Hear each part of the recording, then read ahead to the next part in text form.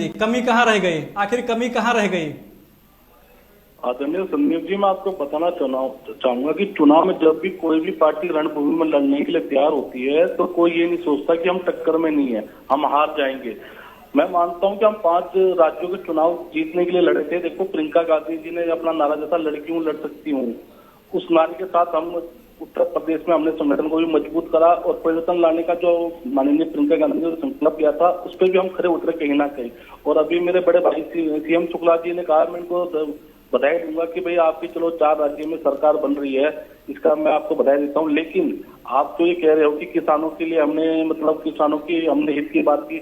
मेरे को बड़े अफसोस से कहना पड़ेगा, आज भी मैं अपनी बात पर डरूं कि अगर किसानों की अगर बात आप करते तो उनको खालिस्तान या पाकिस्तान या मवालिक तक आपको नहीं कहना पड़ता। आपके नेताओं ने क्या कहा, कपड़ों से उनकी पहचान नहीं की आपने। बात सुनो सीएम शुक्ला जी, देखो जो बात है उसको सुनो आप। दूसरी बात, आप बोल रहे हो कि हमने विकास करा, ठीक है। देखो, लोकतंत्र में ये तय करने का अधिकार जनता के पास है कि भाई किसको लाना है किसको नहीं लाना है, इसका भी हम जनादेश का हम स्वीकार करते हैं।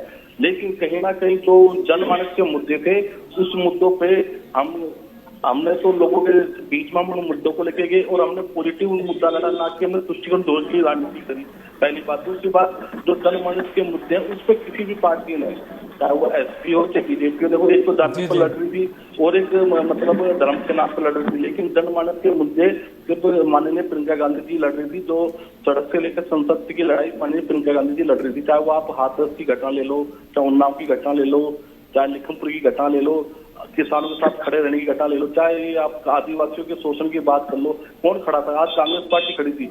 लेकिन कहीं ना कहीं हमें उस चीज को मतलब जनता ने हमें नकारा, इस चीज को हम मानते हैं और हम जो कमी या जो हमारी पार्टी की जो कमी है उसका मंथन करेंगे।